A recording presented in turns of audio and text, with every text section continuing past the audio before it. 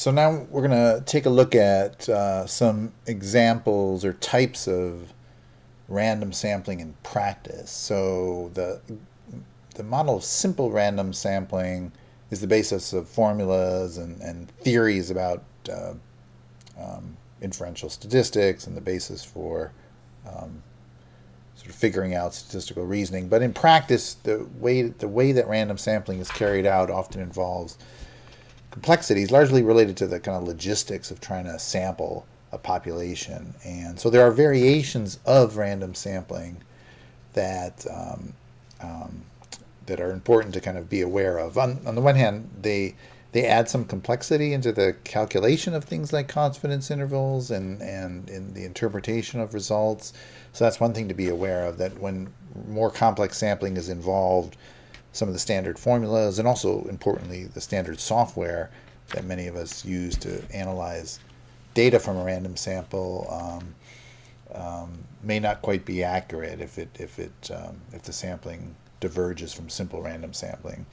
And the other thing to know is that when you see a study, these types of sampling may appear, and you need to recognize them as random sampling, even though they go by different names like systematic sampling or multi-stage sampling or cluster sampling. Those are all forms of random sampling, more complex types of random sampling. So I'll go over these. There are many more details in the book. I'm just going to kind of give you a sketch of what's each of these is like and how they're used. So we'll start with something called systematic sampling. That's the idea of sampling from a list or from a physical population or a line of people in which you take intervals called nths. In other words, like every 20th person or every 25th person or every 100th person. And you use that interval with a random starting point.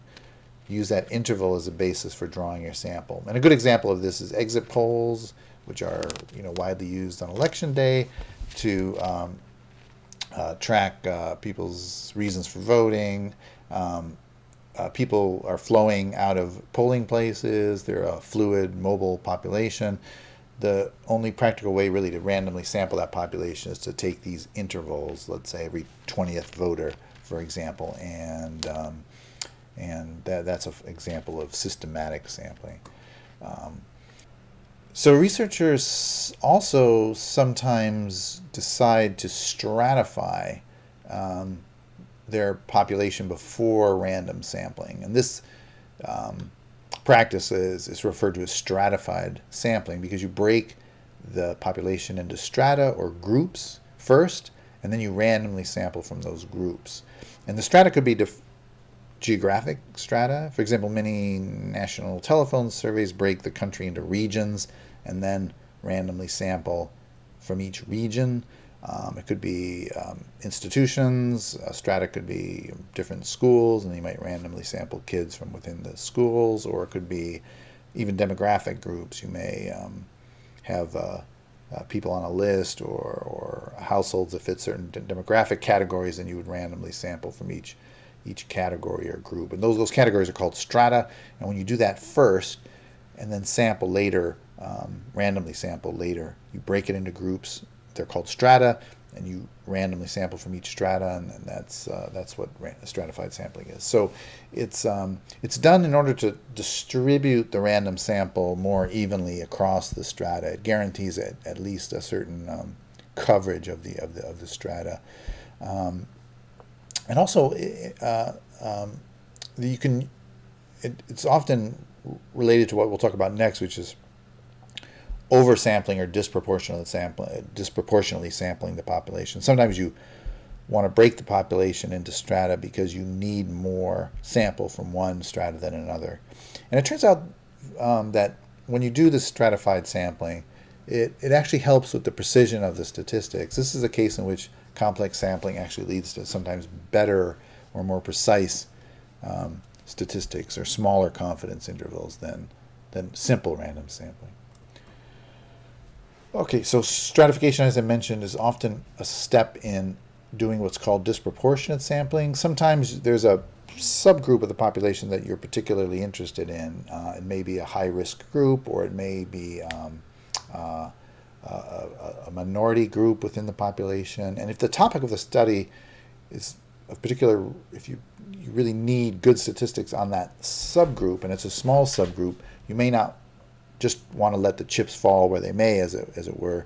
You may want to oversample a group. So a good example is in national probability samples, where we may be interested in issues that are of particular relevance to, let's say, a minority group in the United States, let's say like African Americans or Hispanic Americans. Each of those groups is around 14% of the population.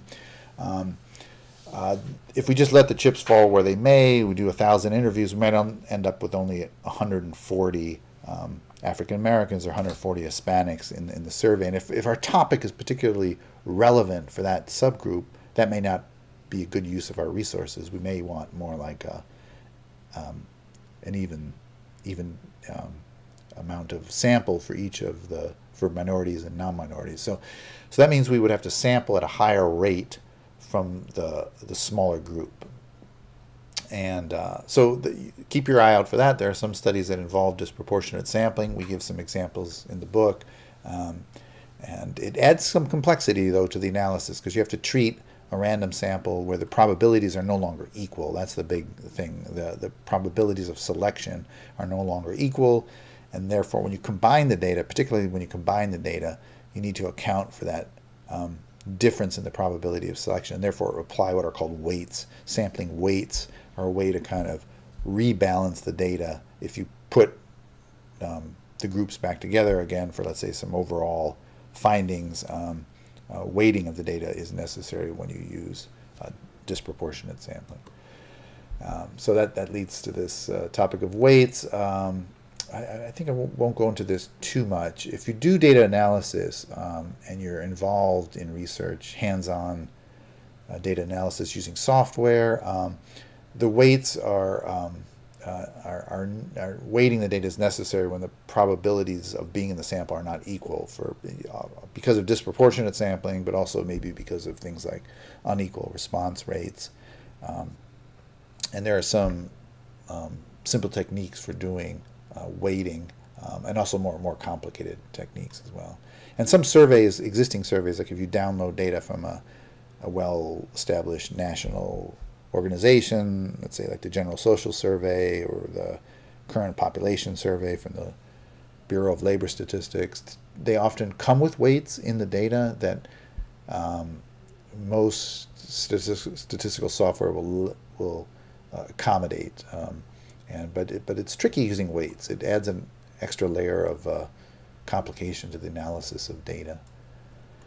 Another kind of practical sampling is probabilities proportional to size. This is a kind of sampling that comes up a lot in economic studies because there are, let's say, businesses in the United States. Businesses are often sampled for things like looking at the payroll survey. For example, there's a survey of additions or subtractions from the payroll of organizations. There's surveys of inventories, and surveys of purchasing by businesses and so on. And businesses are very different. There are big corporations like Exxon or General Motors or General Electric or whatever, and then there are small, several person mom and pop sort of businesses. So you don't want to sample businesses with equal probabilities. If you're interested in economic activity like hiring, it makes much more sense to sample big organizations at a higher rate than small organizations. And that technique, which again we explain more about in the book, is referred to as probabilities proportional to the size. It recognizes that large units count more than small units, and